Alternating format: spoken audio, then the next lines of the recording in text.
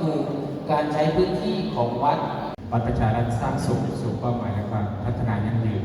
นี่เป็นเรื่องแรกซึ่งเรื่องที่สองประธานในพิธีของเราจะเป็นผู้บรรยายในหัวข้อตรงนี้ด้วยใช่ครับแล้วก็เรื่องที่สองเป็นเรื่องของหลักการบริหารโครงการวัดประชารัฐสร้างสุขสู่ความยั่งยืนโดยรองเจ้าคณะอำเภอโพชัยพระครูโพธิชัยคณะพิวัฒน์ดร.ครับผมในหัวข้อ9สู่มหาวิทยาลัยสีเขียวนะครับ transportation นะครับซึ่งในหัวข้อบรรยายนี้จะได้รับเกียรติจากท่านผู้ช่วยศาสตราจารย์สัตวัฒน์ พวงชนนะครับผู้ช่วยอธิการบดีฝ่ายพัฒนาสิ่งแวดล้อมและสาธารณูปโภคครับหัวข้อต่อไปครับการจัดการระบบการจราจรของมหาวิทยาลัยตัวนี้สำคัญมากๆนะครับในเรื่องของการขับขี่ปลอดภัยนะครับ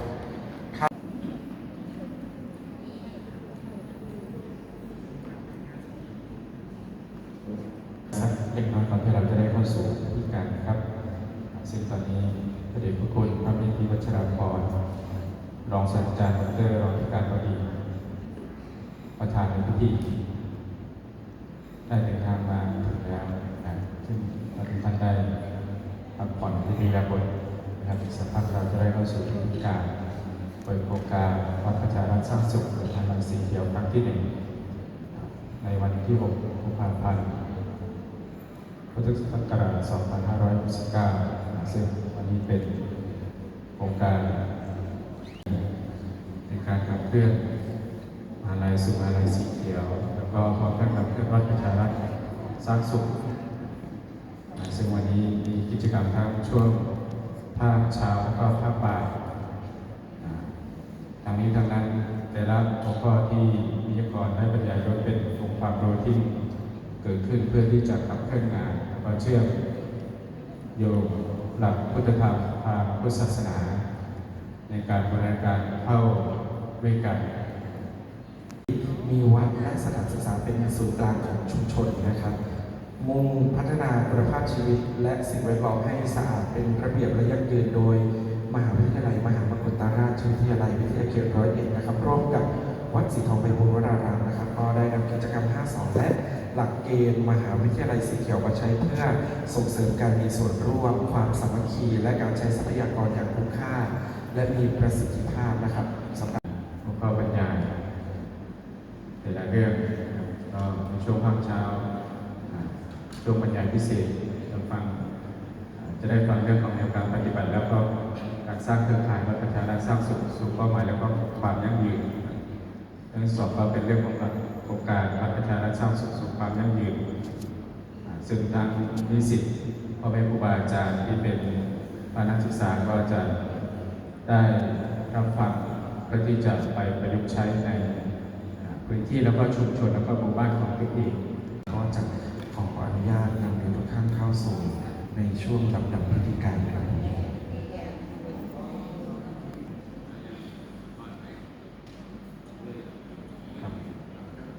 ขออนุญาตก็นำทุกท่านเข้าสู่พิธีการนะครับกราบนิมนต์พระเมธีวัชราพรรองศาสตราจารย์ดร.รองอธิการบดีประธานพิธีเปิดโครงการได้จุดธูปเทียนบูชาพระรัตนตรัยในนามไหว้พระสวดมนต์เชิญท่านพิธีครับ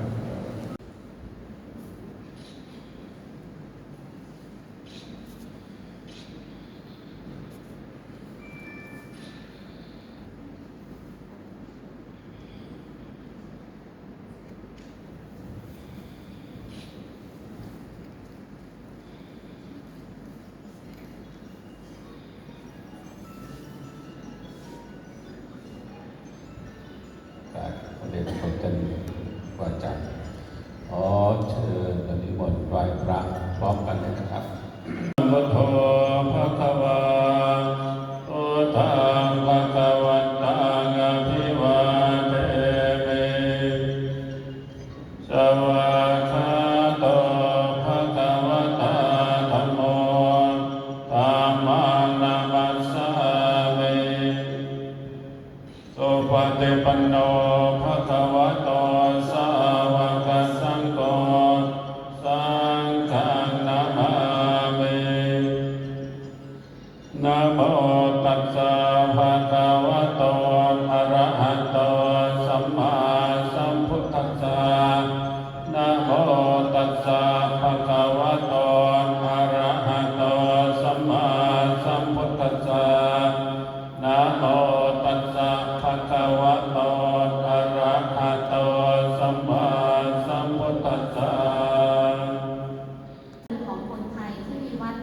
กลางของชุมชนเป็นเสาหลักในการพัฒนาคนให้มีคุณภาพทั้งด้านสุขภาพกายและสุขภาพจิตวัดและสถานศึกษาจึงเป็นสถานที่สำคัญต่อวิถีชีวิตของคนไทยหากการวางระบบการบริหารจัดการที่ดีแล้วสถานที่และสภาพแวดล้อมสะอาดปราศจากสิ่งสกปรกก็จะทำให้สุขภาพร่างกายแข็งแรงและมีจิตที่ดีมหาวิทยาลัยมหิดลวันนี้ผู้เกี่ยวข้องทุกฝ่ายได้มาพร้อมกันและได้เวลาอันเป็นมงคลแล้วเกล้าขอกราบนมัสการพระเดชพระคุณโปรดกล่าวเปิดโครงการและให้โอวาทแก่ผู้เข้าร่วมโครงการวัดประชารัฐสร้างสุขและมหาวิทยาลัยสีเขียวเพื่อยึดถือเป็นหลักปฏิบัติสืบต่อไปกราบมานมัสการมาด้วยความเคารพครับขอโอกาสท่านพระเดชพระคุณท่านอาจารย์พระครูคุณสารพินิจเจ้าวาดวัดสีทองไพบูลย์วรดาที่เคารพอย่างยิ่งท่านน้ำที่สะอาดจะเป็นบริเวณหน้ามหาลัยครับแล้วก็ที่เชื่อมใต้สะพานไปตรงวัดนะครับใสมากนะครับอาจารย์ณรงค์ราชบอกว่าจะไปไหว้ลงดูสักครั้งหนึ่งอยู่นะเพราะก่อนหน้านี้ได้ข่าวมาว่าตอนน้ำท่วมปี 54นะครับอาจารย์กรนะครับอาจารย์ชัยเห็นว่าว่ายน้ำเดี๋ยวต่อไปเดี๋ยวให้อาจารย์ณรงค์ราชไปนะไม่จมนะพี่ว่ายน้ำเป็นเลยว่ายเป็นเพราะมีห่วงเสียงสาธุการให้พระอาจารย์ในบรรยายหัวข้อต่อไปนะครับสาธุนะครับหัวข้อนะครับหลักการบริหารโครงการวัดประชารัฐสร้างสุขสู่ความยั่งยืนนะครับนมัสการพระอาจารย์ได้ดำเนินการในลำดับต่อไปครับขอถวายความเคารพพระเดชพระคุณพระเมธีวัชรพรรองศาสตราจารย์ดอกเตอรอธิการบดีมหาวิทยาลัยราชวิทยาลัยวิทยาเขตร้อยเอ็ดขอทางท่านอาจารย์และนักศึกษาท่านกับผมหรืออาตมาพระครูโสพลไม่พิธรรมก็มาบรรยายแทนพระครูประชัยคณาภิวัตรซึ่งท่านเป็นศาสนกิจเป็นประสานมาก็ได้รับหัวข้อการบริหารโครงการวัดประชารัฐสร้างสุขด้วยกิจกรรม5 ส.ซึ่งพระเดชพระคุณท่านก็ได้กล่าวไปเบื้องต้นแล้วว่าหลักการ5 ส.นั้นเป็นอย่างไรแล้วเราจะคือพระเดชพระคุณสมเด็จพระมหาวีรวงศ์กรรมการมหาวิทยาลัยสมาคมนั้นตั้งแต่ปี 2561 ก็ได้เห็นชอบยุทธศาสตร์ในการที่จะเรียกว่าปฏิรูปกิจการพระพุทธศาสนา6 ด้าน